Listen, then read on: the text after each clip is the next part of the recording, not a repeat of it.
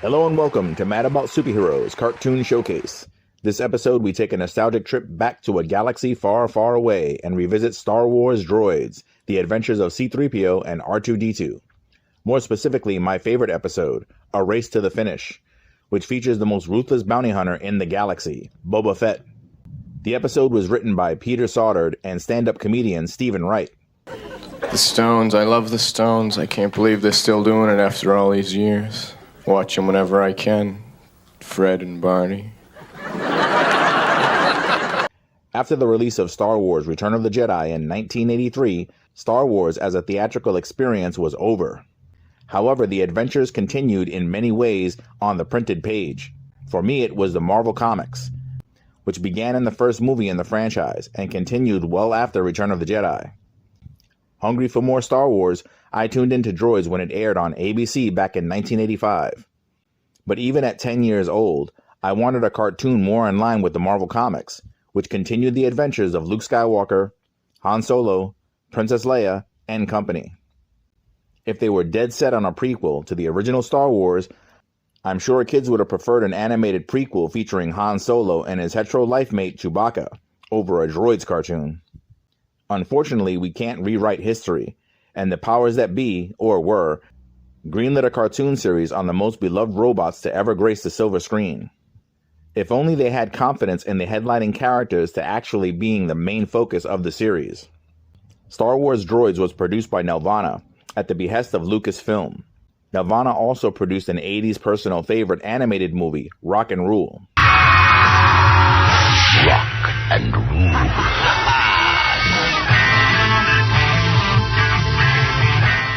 In the 90s, Nelvana produced the underrated Wildcats animated series, based on the Jim Lee Image comic book. Before Droids, Nelvana contributed the animated segment of the infamous late 70s Star Wars Holiday Special, which was the first appearance of Boba Fett. The 10-minute animated sequence is often credited as being the only redeemable part of the special, and I agree.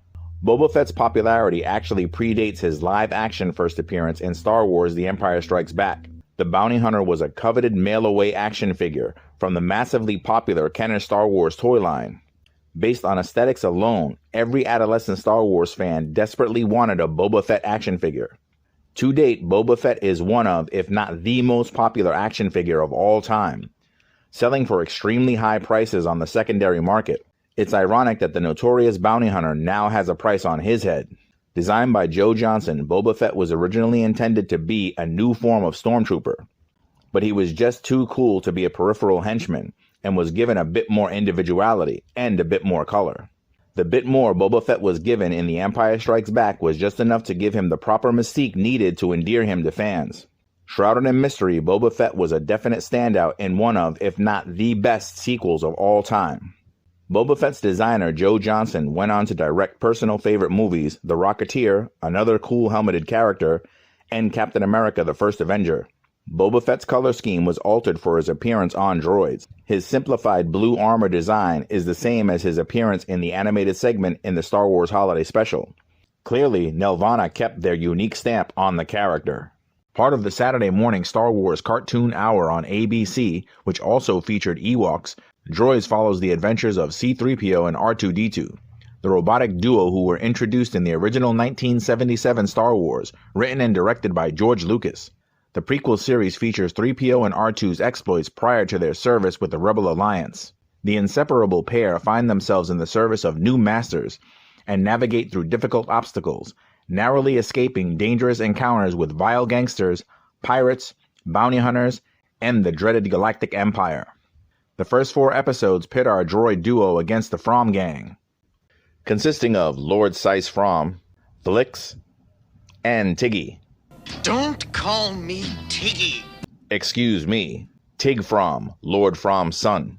In the debut episode, The White Witch, the droids are jettisoned over the deserts of Ingo by their unscrupulous former master. C-3PO and R2-D2 are taken in by speeder bike racers Thal Jobin, Jord Dusat, and Kia Mall, who they remain with for 4 episodes. The episode's title, The White Witch, is a reference to Thrall's speeder.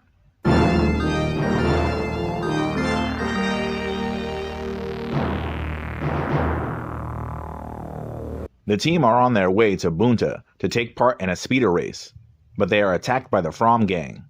Though caught by surprise, they are able to think fast and make a quick getaway. Right. But they are forced to crash land.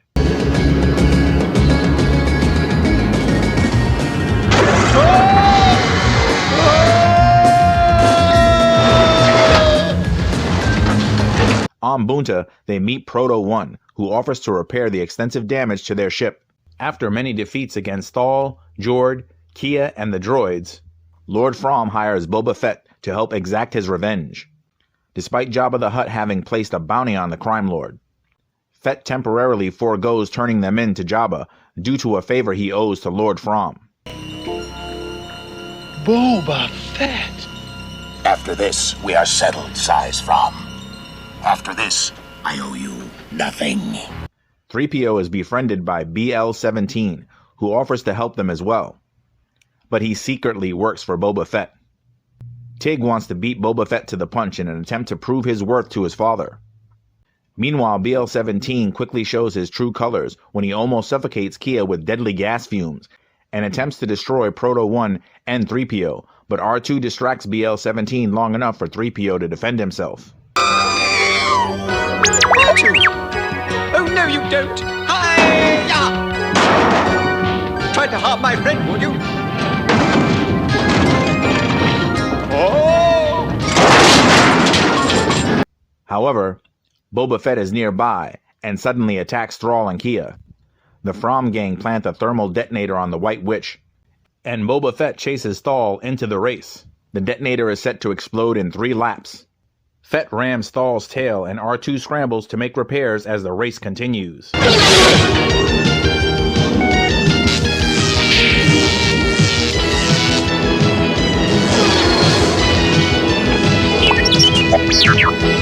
The explosive device shakes loose from the White Witch and onto Boba Fett's speeder and destroys it. And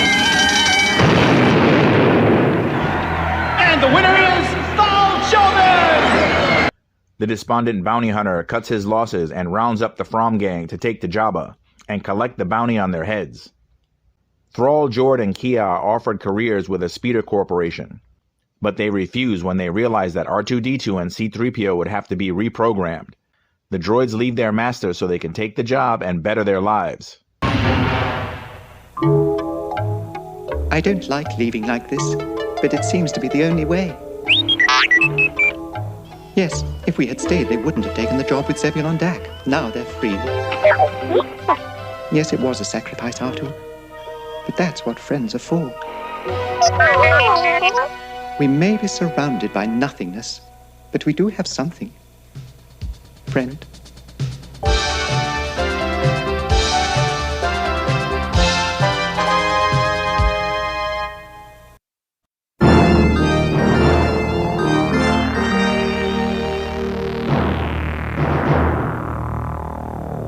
Anthony Daniels reprises his role as C-3PO, expertly voicing the overzealous protocol droid. R2-D2 also returns as himself. George Buza effectively provides the voice of Boba Fett. Buza also provided the voice of Chief Chirpa on Ewoks, but Buza is probably most fondly remembered as the voice of Beast on X-Men the Animated Series. I wouldn't care, but it's a dangerous affair. I'm in trouble again. Trouble again. Star Wars Droids: The Adventures of C-3PO and R2-D2 has a stellar theme song, performed by Stuart Copeland of the 80s pop sensation The Police. As catchy as the theme song is, it doesn't really fit in with the established tone of Star Wars and the more iconic John Williams theme.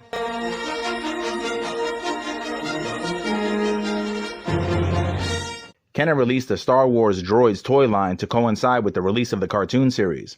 A Boba Fett action figure from the previous line was reissued and repackaged. A monthly Marvel comic book series was also released under their Star imprint, which also produced comic adaptations of He-Man and the Masters of the Universe, Thundercats, and Ewoks, to name a few. The final 3 issues recounts the original Star Wars film from the droids' point of view. It would have been nice to have gotten animated episodes of that premise. Having been a fan of Nelvana's previous production, Rock and Rule, I really liked the punk rock-inspired character designs of Thal, Jord, and Kia. But just when you get used to, or dare I say, get attached to any new characters introduced, the droids are in the company of new masters. The playful nature of C-3PO and R2-D2 is consistent with the original trilogy. R2-D2 is the more proactive of the duo, while C-3PO is the nervous worrywart. However, amidst a kid-friendly Saturday morning format, the comedy relief is turned up to 11. Boba Fett is the shining star and Beskar in this episode. He's as ruthless as his live-action counterpart. Well, as ruthless as children's broadcast standards will allow him to be. Boba Fett's screen time is about 5 minutes collectively in this episode, which is about the same as his live-action appearance in The Empire Strikes Back. Leaving the audience wanting more was much more effective than giving the audience way too much. Like a bantha. Yes? Boba Fett's animated portrayals in his Nelvana production appearances are much more in line with his character in The Empire Strikes Back than his more recent Disney production live-action portrayals in The Mandalorian and The Book of Boba Fett, in which Boba Fett is turned into an anti-hero. By the way the Book of Boba Fett was set up in The Mandalorian, I thought the Book of Boba Fett would be Boba Fett's transition from ruthless bounty hunter into ruthless gangster, taking over Jabba the Hutt's territory on Tatooine. Though Boba Fett does take over Jabba's territory, he becomes the crime lord with a heart of gold. Personally, I dislike the trend of turning bad guys into good guys or anti-heroes. They did it with Venom in the 90s, and I didn't like it then, and I don't like it now with Boba Fett. I also don't care for the trend of helmeted characters that were not meant to be seen helmetless, spending most of their screen time with their helmet off. They did it in the 90s with Judge Dredd, and I didn't like it then, and I don't like it now with Boba Fett. I'm not opposed to expanding on Boba Fett's background and adding themes story-wise. I just don't care for how things played out on the Book of Boba Fett or The Mandalorian. Please don't come at me with reasons. I don't need anyone to explain the story to me. I get it. I don't like it. If you like it, that's your prerogative. I prefer Boba Fett as a more mysterious character, hidden behind his helmet, and as a ruthless bounty hunter. If they needed to change him, I'd have preferred him as an even more ruthless crime lord, and not anything like this. Like a bantha. Yes? The Phantom Menace is often praised for the pod race sequence, but it's pretty cool that Star Wars Droids did it first.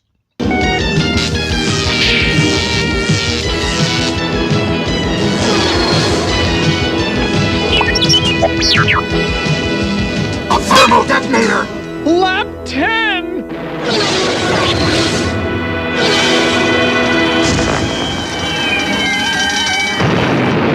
The Erase to the Finish episode of Droids is my favorite in the series because of its consistent portrayal of Boba Fett up to that point in time.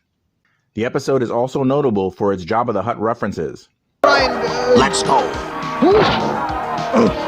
I'm turning you over to Jabba the Hutt for the reward. And it's especially notable for C-3PO and R2-D2's selfless act at the end of the episode. It's a true display of friendship. Yes, if we had stayed, they wouldn't have taken the job with Zebulon Dak. Now they're free. My biggest criticism of the episode and the series as a whole is that C-3PO and R2-D2 play second fiddle in their own show. From the release of the original Star Wars back in 1977 up to around the mid-1980s, Star Wars was a phenomenon, and related merchandise was rampant. C-3PO and R2-D2 were the focus of tons of products. The robotic duo were so famous that C-3PO had his own breakfast cereal. Yeah, the Force is with us. A delicious part of this nutritious breakfast. Collectively, C-3PO and R2-D2 sold tons of merchandise. Too bad that Lucasfilm and Nelvana couldn't sell the idea of a second season for a second chance to win fans over and gain a stronger audience. Unfortunately, Star Wars Droids was canceled after a single season. A really good hour-long special titled The Great Heat capped the series off, and gave hints of what a second season could have been like. But alas, it was not meant to be. However, despite its cancellation, Star Wars Droids: The Adventures of C-3PO and R2-D2 has gained a cult following. I myself have a newfound appreciation for the series. It has interesting character designs, great animation akin to something out of heavy metal, just the right amount of callbacks to the original trilogy, and great nostalgic appeal, especially on a Saturday morning when I want to travel back to a galaxy far, far away. Trouble again.